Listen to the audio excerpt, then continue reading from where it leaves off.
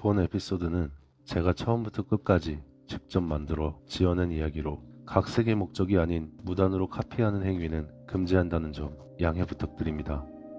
주제: 학교폭력. 그만 좀 괴롭혀. 날 내버려 두어.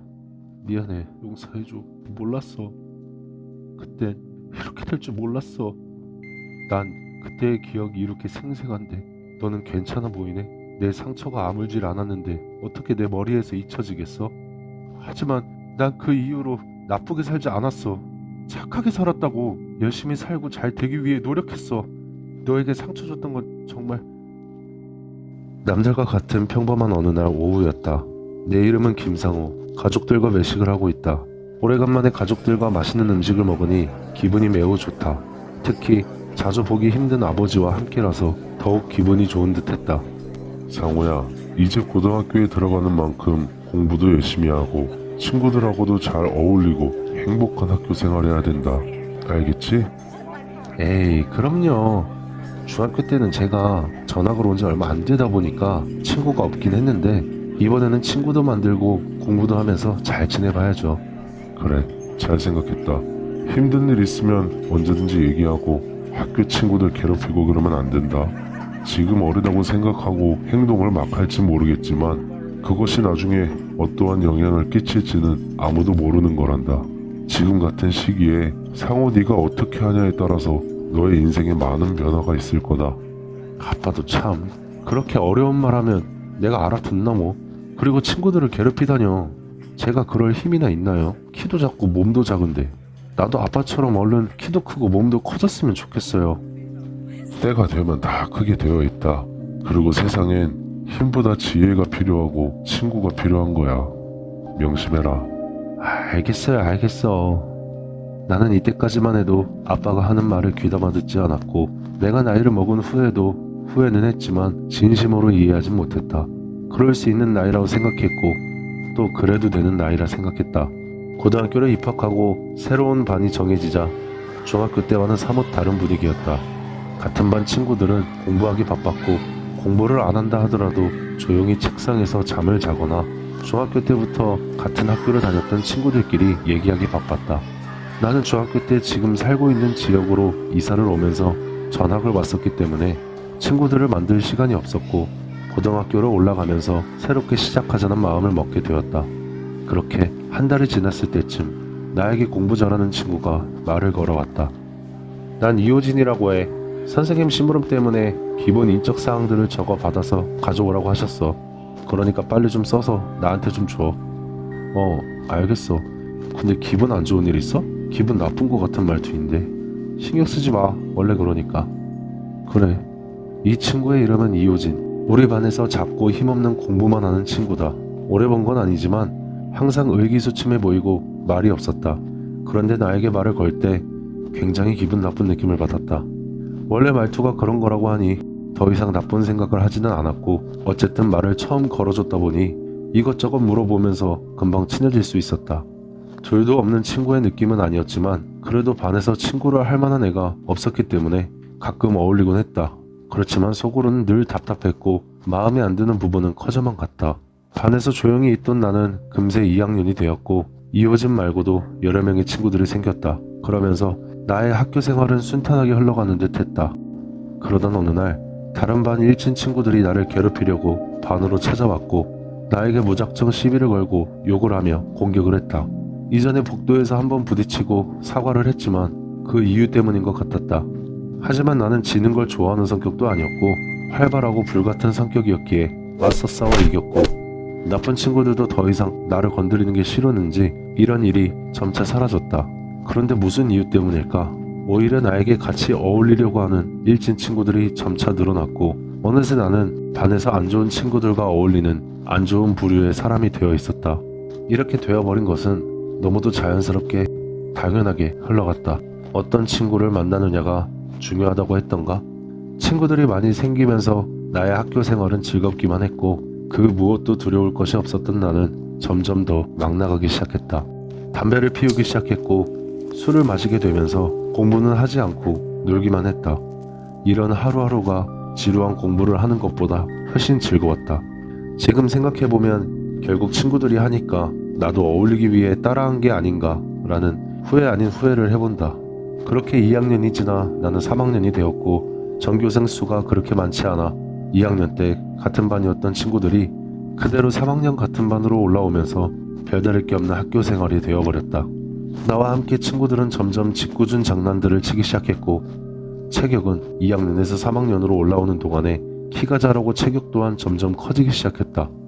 내가 이렇게 성장을 하다 보니 나보다 강해 보이던 친구들은 아무렇지 않게 내 밑으로 들어왔고 한 번씩 예전에 억눌려 참아왔던 감정들이 터지며 힘을 휘두르기 시작했다. 야, 아까부터 왜 자꾸 내 앞에서 얼쩡거려? 꺼져라. 처먹기 싫으면. 뭐? 김상우, 너 나한테 말하는 거냐? 미쳤어? 그래, 너 얼쩡거리지 말라고. 진짜 죽을 때까지 맞아볼래? 못할 것 같아? 아니, 갑자기 왜 그렇게까지 얘기를 하냐? 기분 풀어.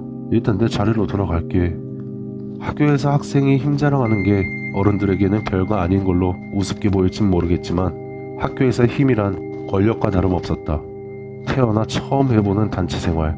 군대처럼 계급이 있는 것도 아니고 돈을 벌어서 살아가는 사회계층도 아니고 순수하게 나이가 같은 동급새끼리 모여있는 곳. 그뿐이었다. 학교에서만큼은 힘이 강한 사람이 인정을 받는다고 적어도 그때만큼은 그렇게 생각을 했다. 자연스럽게 나보다 약한 사람에게는 폭력적으로 행동하기 시작했고 이 행동은 점차 심해지면서 아무도 막을 수 없는 지경까지 갔다. 그때 내 눈에 호진이가 들어왔다. 왜 그랬을까? 뭐 때문에 내 눈에 들어왔을까? 나한테 잘못한 게 뭐가 있었을까? 내가 왜 가만히 있는 친구를 건드렸을까? 나도 모른다. 내가 왜 그랬는지. 야, 호진아, 나 배고파서 그러는데 매점 가서 햄버거 좀 하나만 사다 주라. 불벅 알지, 불벅. 그걸로 좀 사다 줘. 뭐? 내가 왜? 너가 사오면 되잖아. 야, 말하는 것 좀 봐라. 아주 싸가지가 없어요, 싸가지가. 죽을래? 싫어. 너가 사다 먹어. 그리고 앞으로 나한테 말 걸지 마. 이 새끼가 얼마나 팼는지 모른다. 나는 무엇 때문에 그렇게 화가 난 걸까? 왜 친구에게 빵을 사오라고 했을까? 내가 가기 귀찮아서? 그저 내가 얼마나 강한 사람인지 주변에 알리기 위해서? 물어봐서 싫다고 했으면 끝난 일인데 왜 난 싫다고 말한 호진이에게 분노했을까? 그때는 누가 되었든 나에게 반항을 하는 것이 그저 싫었던 걸 수도. 그 이후로 나는 호진이를 수도 없이 괴롭혔다. 아니, 오히려 나를 바라보고 있는 두려운 시선들을 즐겼다. 그러던 어느 날 학교 옥상에서 담배를 피우고 있었다. 그때 아래층에서 옥상으로 올라오는 시끄러운 소리가 들렸고 고개를 돌려 쳐다보았는데 친구들이 반해서 호진이를 끌고 올라오고 있었다. 야, 쟤는 왜 데리고 왔어? 아니, 이 새끼한테 여동생이 있었더라고. 소개 좀 해달라 했더니 안 된다면서 아니 꼽게 말하잖아. 너 같으면 너한테 여자를 소개시켜주겠냐? 닥쳐. 내가 뭐 어때서? 아씨. 야, 넌 또 뭐 그렇게 쳐다보고 있어? 죽을래? 야, 조용히 해봐. 호진아, 나는 어떠냐? 여동생 사진 좀 보여줘봐. 내가 왜 보여줘야 되는데? 너 원래 이런 애 아니었잖아. 나한테 도대체 왜 그러는데? 잘못 안 했는데? 그냥 너가 마음에 안 들어서 이러는 건데? 그리고 그건 내 맘이잖아? 아니면 나랑 싸워서 이겨버리든가.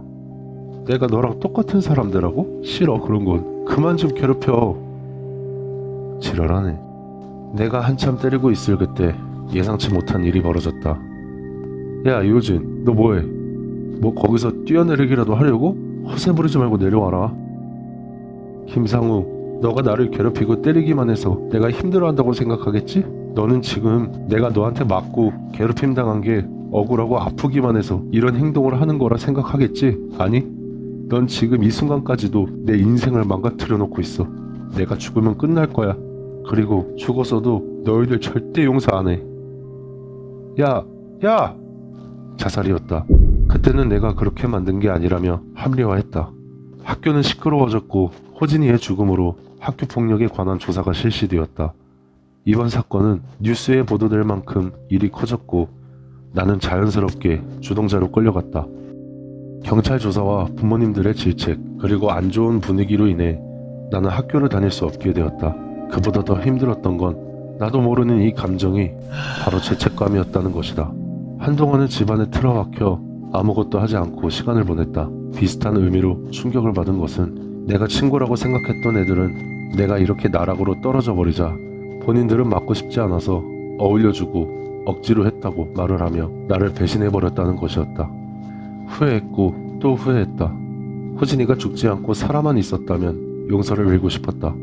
용서를 해줄 때까지 빌고 또 빌고 싶었다. 하지만 너무 늦었어. 호진이는 이미 이 세상에 없다. 나는 이효진이다. 못난 얼굴에 키도 덩치도 작은 나는 공부 말고는 할 줄 아는 것도 없다. 내가 나를 봐도 참 못난 것 같다. 그럼에도 공부를 포기할 수 없는 이유는 좋은 성적을 받아오면 기뻐하는 가족들 때문이다. 이런 성격에 친구를 만들 수도 없고 노력을 해봤지만 말투나 행동부터 나를 아랫사람 대하는 것 같은 그 시선들과 행동들이 처음부터 마음에 안 들어서 삐뚤어진 것 같기도 하다. 나도 까칠한 건 맞지만 내 입장에선 도저히 친구라는 의미로 받아들이기가 힘들었다. 결정적으로 저 애들과 나는 성격도 틀렸고 나도 평소에 친구들과 어울리기보다는 공부나 게임을 하는 것을 즐겼기 때문이다. 지금은 살아간다고 말하기보다는 버텨내고 있다는 느낌이 강하게 들 때가 있다. 언제쯤 이 지루한 일상이 끝나고 성인이 되어 즐거움이라는 게 생길까? 난 도대체 왜 살아가고 있는 건지 전혀 모르겠다. 이렇게 생각하게 된 건 중학교 때부터였고 계속해서 친구들에게 괴롭힘을 당해오면서 하루하루 너무나도 지옥 같은 시간들을 버텨내며 살아가고 있는 거라고 누군가에게 말해주고 싶은 건가 보다. 중학교 때부터 여러 가지 괴롭힘을 당했지만 그 중에서 따돌림이나 매점에서 빵 사오기는 나름 나 자신을 위로하며 버틸만 했다. 이유 없이 맞는 것도 걔네가 하는 말을 들어주기만 하면 때리지는 않았기 때문이다. 그런데 어느 순간부터 나는 그들의 움직이는 장난감도 되어줘야 했다. 이유 없는 폭행과 욕설들. 가만히 있는데 무자비하게 폭행을 당하는 게 어떤 기분인지 당신은 알고 있을까? 학생이었던 시간이 지나 다들 성인이 되어 평범한 인생을 살아가고 있는데 길을 가다 갑자기 누가 와서 이유 없이 뺨을 때린다면 아무도 가만히 있을 사람은 없을 거다. 그래, 이 모든 게 중학교 때부터 당연하게 겪어온 나의 일상이다. 그때마다 나는 수도 없이 죽고 싶다 생각했고 이때 나를 잡아준 것은 여동생이었다. 여동생은 나랑 1살 차이였고 내가 맞고 집에 들어오면 항상 말없이 약을 발라주며 괜찮다고 웃어주던 착한 아이였다. 나와 다르게 인기 많고 착해서 주변에 친구들이 늘 많았다. 부러우면서도 기특했고 그런 여동생을 보면서 힘을 낸 적도 많았다. 하지만 적어도 나는 이번 생은 틀렸다고 생각했고 여동생을 행복하게 만들어주기 위해 살아야겠다는 생각까지 했으니까 말이다. 순수하고 착한 내 여동생은 고등학교에 입학하게 된 나에게 조용히 다가와서 앞으로는 당하기만 하지 말고 한 번쯤은 맞서 싸워보라며 이야기해줬다. 더 이상 내가 아파하는 것을 보고 싶지 않다던 그 말 때문에 나는 고등학교 생활만큼은 잘해보자는 생각으로 입학했다. 입학하고 1학년이 된 나는 한 번도 해보지 못한 심부름을 맡았다. 내가 해보고 싶어서 한 건 아니었지만 조금이라도 바뀌고 싶은 마음에 선생님이 심부름을 할 사람을 찾을 때 내가 먼저 손을 든 것이었다. 인적사항 적는 종이를 주시며 반 친구들에게 한 장씩 나눠준 뒤에 다 적으면 걷어서 가지고 오라고 말씀하셨다. 나는 선생님께서 시킨 대로 종이를 가지고 반으로 돌아왔고 친구들에게 한 장씩 나눠줬다. 친구들은 종이를 받고 나서 바로 작성하지 않고 책상에 던져놓기 바빴다. 이거 선생님이 오늘까지 해오라고 했어. 바로 좀 해줘. 아씨, 귀찮게 하지 마라. 이따가 해서 주면 될 거 아냐. 아, 그래. 이따가 점심시간 끝나기 전까지는 다 해서 줘. 알았으니까 꺼져 좀. 내가 너무 친절하게 말해서 그런 걸까? 왜 나한테만 막대하는 것 같지? 내가 약해 보여서? 키가 작아서? 도저히 모르겠다. 기분이 잔뜩 상한 나는 한숨을 쉬며 다른 친구에게 갔다. 난 이효진이라고 해. 선생님 심부름 때문에 이 종이에 적혀있는 거 받아서 가져오라고 하셨어. 그러니까 빨리 적어서 나한테 줘. 알겠어. 근데 기분 안 좋은 일 있어? 신경 쓰지 마. 원래 그래. 그래. 내 말투가 공격적이었나? 나는 그냥 말했을 뿐인데 저 친구 이름이 김성우였나? 다른 애들보다는 착한 것 같은데 내가 너무 말을 공격적으로 했나 보다. 근데 어차피 바로 적어서 안 주겠지. 노력해서 조금은 변할 수 있을 거라고 기대했던 내 생각과는 달리 평범하고 반복적인 시간들이었고 아무런 일도 생기지 않았으며 조용히 하루하루가 흘러갔다. 대신 한 가지 행복했던 것은 괴롭힘을 당하지 않는다는 것. 그것만으로도 나는 더 이상 욕심부리지 않았다. 조용히 내 할 일만 했고 눈에 띄지 않으려 노력했다. 1학년이 끝나고 2학년으로 올라갔다. 나에게 처음 조용한 1년이었다. 너무나도 행복했고 앞으로도 이대로만 지나갔으면 했다. 하지만 그것은 내 바람대로 이루어지지 않았다. 김상우, 처음에 내가 보았을 때 착했던 것 같은 그 친구는 점점 일진들이랑 어울리더니 일진 그 자체가 되어 있는 느낌이었다. 가까이 하고 싶지도 않았고 눈에 띄지 않기를 바랬다. 어느 날 나에게 매점에서 빵을 사다 달라고 하길래 나는 고민했다. 예전처럼 매점에서 빵을 사오면 끝날 일이었는데 갑자기 여동생이 얘기했던 것이 떠올랐다. 짧은 시간 동안 혼자만의 싸움을 하고 있었고 나는 용기를 내서 거절했다. 하지만 내가 생각했던 것처럼 용기를 낸다고 갑자기 변화가 찾아오는 건 아니었다. 그저 강한 힘에 덤볐다가 강제로 무릎 꿇게 된 나약한 사람에 불과했다. 그 이후로 나는 더욱더 그들의 장난감이 되었고 늘 맞았으며 늘 괴롭힘을 당했다. 수치심이 느껴지는 말도 서슴지 않았고 나는 몸도 마음도 모두 무너져 내리고 있었다. 여동생이 걱정하지 않게 나는 얼굴에는 상처가 나지 않게 노력했고 여동생이 내 표정을 보며 내가 괴롭힘 당한다는 걸 눈치챘을 때는 정말 죽고만 싶었다. 점점 자존감도 떨어지기 시작했고 어딘가 모를 분노와 증오심은 계속해서 커져만 갔다. 내가 도대체 왜 이렇게 살아야 하는 건지, 이렇게 괴롭힘을 당할 만큼 무슨 잘못을 한 건지에 대한 답은 떠오르지 않았다. 부모님과 선생님조차도 도와줄 수 없던 중학교 시절을 생각하며 더 이상 해결책은 없다고 판단했다. 그저 중학교 때처럼 고등학교도 졸업할 때까지만 버티자는 생각 말고는 할 수 있는 게 없었다. 그러던 어느 날, 야 이호진, 너 어제 보니까 여자랑 같이 지나가더라. 여자친구냐?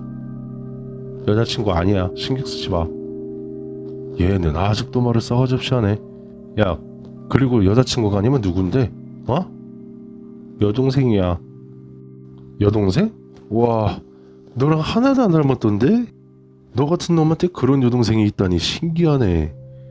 나 소개 좀 해줘봐. 네가 오빠면 말 잘해서 소개해줄 수 있을 거 아니야. 여동생까지 괴롭히지 말아줘, 부탁이니까. 아니 이 새끼가 왜 이렇게 예민하게 굴지? 좀 소개 좀 해주면 어디가 덧나냐? 내가 뭐 어떻게 한대? 소개만 좀 해달라니까? 말을 왜 그따위로 하냐? 또 처맞고 싶어? 그래도 싫어. 건들지 말아줬으면 좋겠어. 그래, 너 오늘 좀 맞자. 요즘에 좀 내버려뒀더니 정신교육이 덜 됐네? 안 맞아서 심심했지? 오늘 내가 네 입에서 제 여동생 드릴게요 할 때까지 패줄게. 두고 봐. 문득 여러가지 생각이 밀려 들어왔다. 내 여동생은 뭘 잘못해서 나 때문에 이런 말을 들어야 하는 걸까? 아, 한 가지는 정확히 알 것 같다. 이 모든 게 다 나 때문이겠지. 항상 나 같은 놈은 문제가 되는 것 같다. 나같이 약한 존재는 나만 피해를 보는 게 아니라 내 가족들과 주변 사람들까지 전부 다 피해를 보게 만드는 것 같다. 나는 그렇게 끌려가는 동안 수많은 생각을 했다. 생각이라기보다는 이젠 더 이상 그만하고 싶다는 생각과 함께 모든 게 편해진 것 같다. 하지만 억울했다. 미치도록 억울하고 분했다. 내가 죽어서도 복수할 수만 있다면 이 새끼들을 다 죽이고 또 죽여서 흔적조차 없애버리고 싶었다. 야 이호진, 너 뭐해? 뭐 거기서 뛰어내리기라도 하려고? 허세 부리지 말고 내려와라. 김상우, 너가 나를 괴롭히고 때리기만 해서 내가 힘들어한다고 생각하겠지? 너는 지금 내가 너한테 맞고 괴롭힘 당한 게 억울하고 아프기만 해서 이런 행동을 하는 거라 생각하겠지? 아니? 넌 지금 이 순간까지도 내 인생을 망가뜨려 놓고 있어. 내가 죽으면 끝날 거야. 그리고 죽어서도 너희들 절대 용서 안 해. 야! 왜 항상 약한 사람은 피해를 입어야 할까? 그리고 가해자는 왜 웃으며 살아가는 걸까? 후회하고 반성만 하면 끝나는 걸까? 분명 떨어졌다고 생각했는데 눈을 뜨고 주변을 둘러봤을 땐 내가 떨어진 자리에 누워 있었다. 뭐지? 나 안 죽은 건가? 주변을 살펴보니 학교였고 학교 정문에는 학교폭력 근절이라 적혀있는 현수막 같은 것이 걸려있어 내가 죽었다는 것을 어렴풋이 알 수 있었다. 그날 이후로 시간은 좀 지난 것 같아 보였고 창문 너머 아이들은 수업을 받고 있었다. 나는 문득 나를 괴롭혔던 애들은 어떻게 되었는지 궁금해져서 학교 안으로 들어가 봤고 사람들은 나를 보지 못했고 벽과 몸을 그냥 지나쳐 갔기 때문에 내가 죽었다는 걸 바로 알아챌 수밖에 없었다. 제일 먼저 그 옥상에 있었던 놈들을 찾아다녔다. 다른 곳에 전학을 가거나 자퇴를 한 것도 아니었고 그놈들은 아직도 변함없이 다른 아이들을 괴롭히고 있었다. 무언가 머릿속에서 끊어지는 것 같은 느낌을 받은 것 같았다. 내가 죽었어도 아무것도 달라진 게 없었기 때문이었다. 내가 죽어서 귀신이 되었다는 사실을 알게 된 순간 나는 복수를 하겠다는 생각밖에 나지 않았고 고등학교를 졸업하기 전까지 나를 괴롭혔던 놈들을 모두 다 죽여버리겠다고 다짐했다. 어차피 아무에게도 보이지 않는 나는 졸업식 전까지 집요하게 그 애들을 따라다니며 사고를 일으켜 다 죽여버렸고 마지막으로 김상우 딱 한 놈만 공포에 떨며 졸업식까지 마치게 되었다. 맞아. 김상우는 이렇게 허망하게 죽여버려서는 안 돼. 그렇게 마음을 먹고 10년이라는 시간이 지났지만 10년이 지나도 내 증오는 사라지지 않았고 상우는 죽을 것이다. 사실 용서라는 건 아무나 해줄 수 있는 게 아닐 거란 생각이 들기도 한다. 언제부터였을까?